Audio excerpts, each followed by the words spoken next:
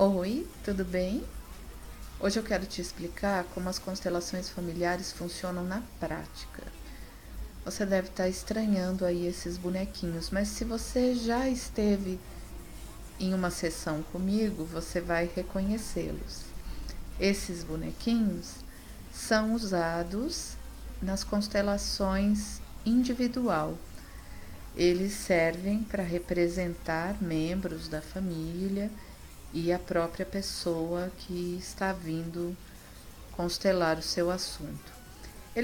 As constelações podem acontecer então de forma individual, utilizando os bonequinhos, em grupo ou também utilizando alguns objetos que são chamados de âncoras de solo, onde se utilizam papéis, sapatos, enfim, vários objetos para representar pessoas.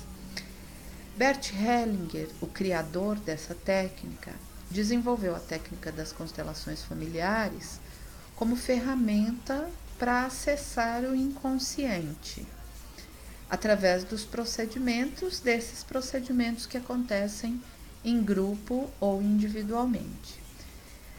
Trata-se de um método fenomenológico, ou seja, durante o trabalho com as constelações não são feitas interpretações daquilo que é contado, daquilo que é trazido pelo cliente. O que é observado são os movimentos que vão acontecendo durante o trabalho. Como esses movimentos acontecem no caso das sessões das constelações individuais com esses bonequinhos. Então, no caso dos bonequinhos,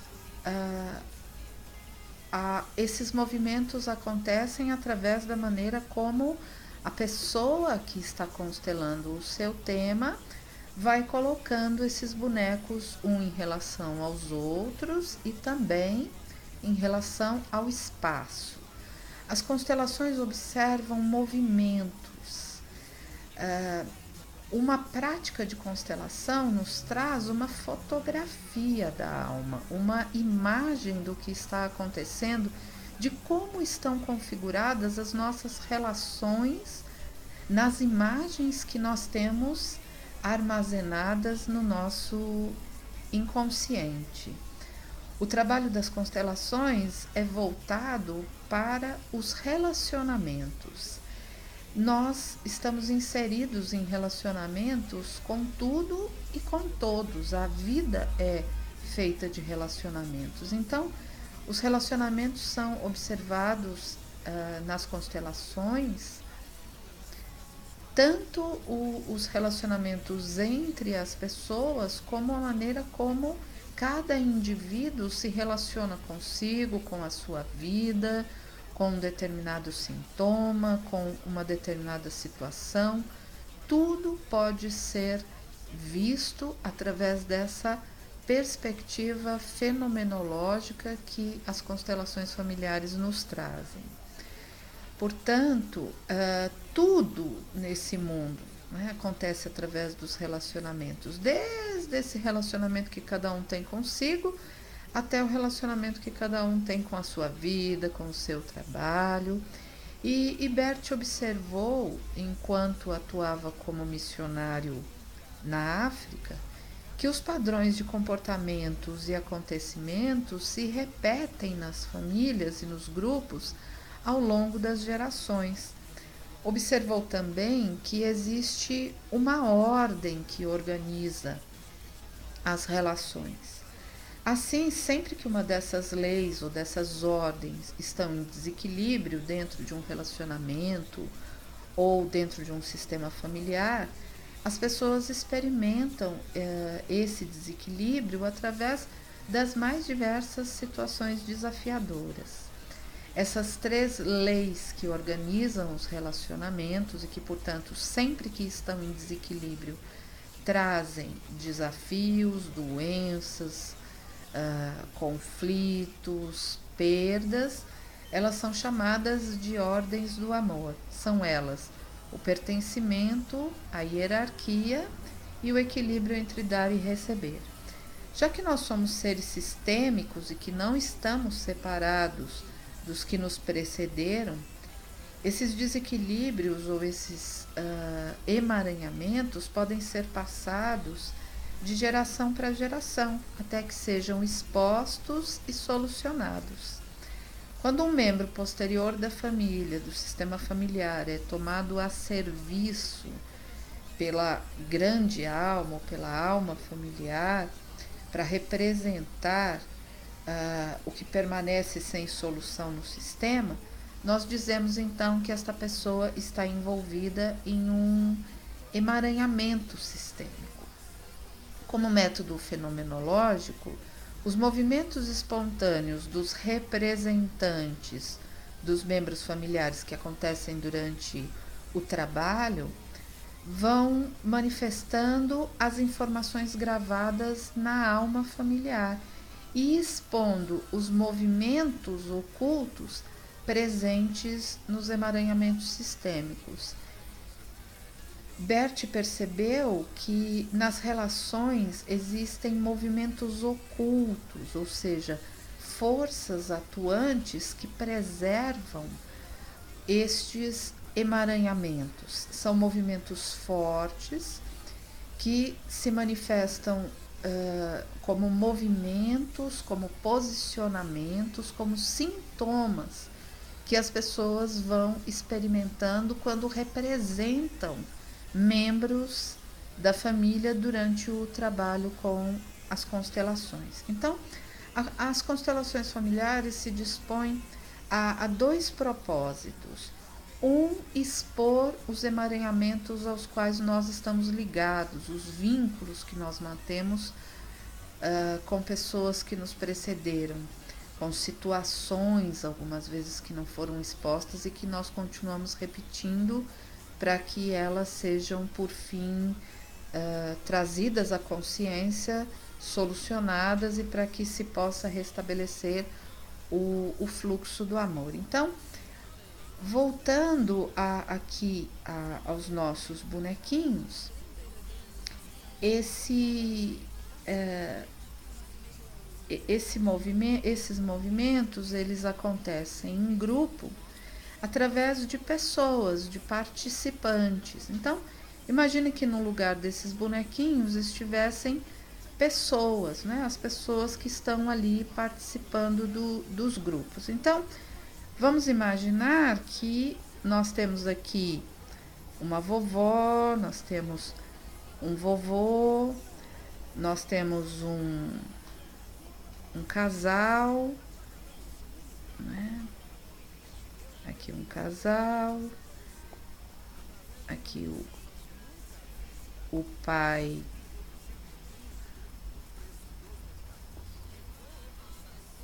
e a mãe, e aqui nós temos os filhos. Suponhamos que esta mulher, esta pessoa, tenha vindo para um grupo de constelação porque um dos filhos, este menino, suponhamos que seja uma criança que tenha muitos pesadelos. Um exemplo, né? Então, ela vem trazendo esse tema, é muito importante. Aqui nós vamos fazer com os bonequinhos, mas você pode imaginar que no lugar dos bonecos, quando se trata de um trabalho em grupo, nós temos pessoas. Então, ela vem e me conta, né, que ela se preocupa muito com um dos filhos. Ela tem 3 filhos, ela se preocupa muito com este filho, que sempre foi uma criança mais sensível, que tem muitos pesadelos, que tem uma tristeza, um menino que vive triste, que não vai bem na escola, que não se relaciona bem com as outras crianças. Não é preciso mais nenhuma informação para que se comece o trabalho. Geralmente, nós resumimos o tema a 3 frases. Nós evitamos falar muito sobre o assunto justamente para evitar as interpretações, porque nós trabalhamos com o fenômeno, não é? Com os movimentos ocultos, com aquilo que está no inconsciente. Então, quanto menos informações, mais força nós temos disponível para se manifestar através de movimentos dentro deste campo familiar, dentro deste campo de energia. Então, seria necessário que nós colocássemos, então, dentre os participantes deste trabalho, esta pessoa vai escolher alguém que a represente. Então, ela pode chegar para esta pessoa aqui, suponhamos que fosse uma boneca adulta, né? E colocá-la como representante. Ela voltou a sentar e ela colocou essa menina como representante dela mesma.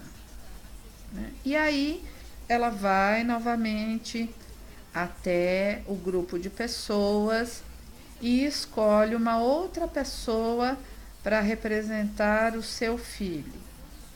Então, e ela o posiciona conforme ela acha, ela sente que é a posição mais adequada para esse menino.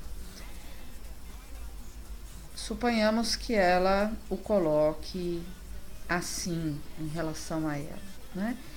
E é muito interessante que as pessoas que representam a nossa história, então é a partir daqui que os movimentos da constelação começam a acontecer. O papel do facilitador é apenas interpretar estes movimentos. As pessoas começam a experimentar sensações, mesmo sem ter nenhum conhecimento da história daquela pessoa, mesmo sem conhecer aquela pessoa.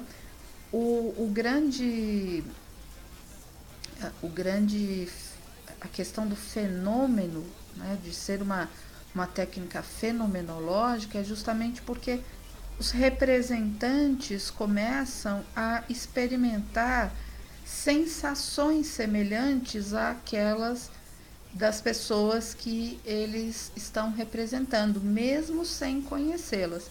Algumas vezes, além das sensações, surgem frases, percepções, conclusões.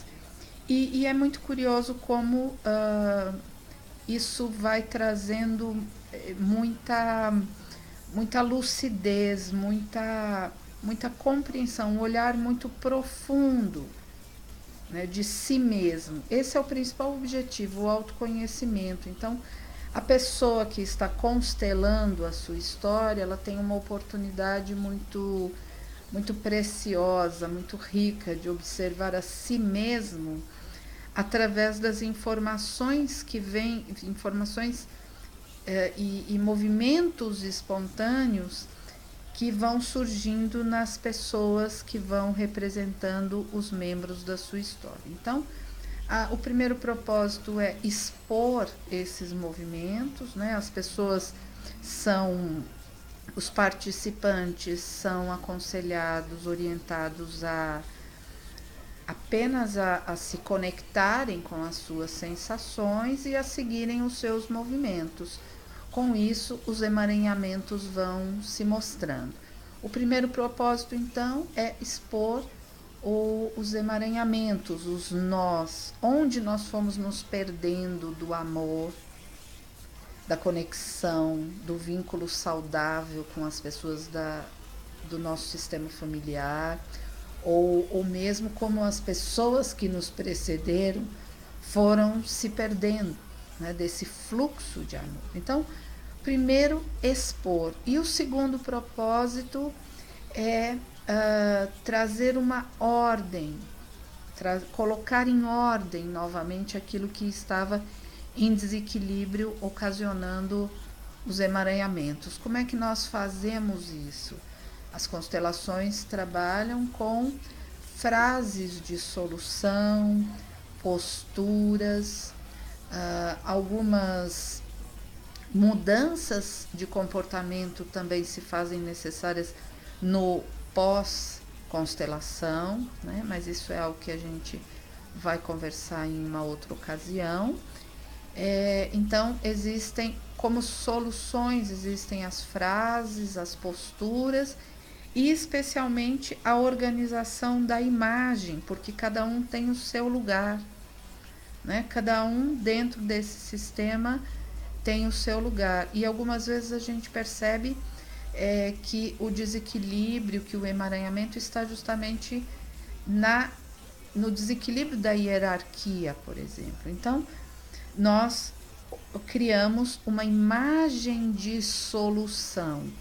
Isso significa que nós colocamos em movimento algo dentro da alma a partir de uma imagem.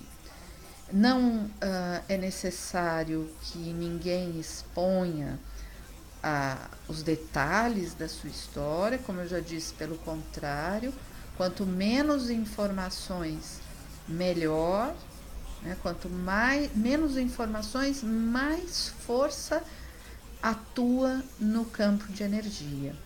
E dentro desse trabalho, como estamos todos conectados, né? Como somos todos um, como participamos todos de uma grande alma familiar, os dramas aqui interpretados e posicionados, né, tocam a todos nós. Então, as histórias das outras pessoas, muitas vezes, acabam trazendo imagens para a nossa própria história também, trazendo reflexões em relação à nossa própria história, mesmo que a gente não tenha ali colocado a nossa história, mesmo que estejamos atuando apenas como um representante na história de alguém.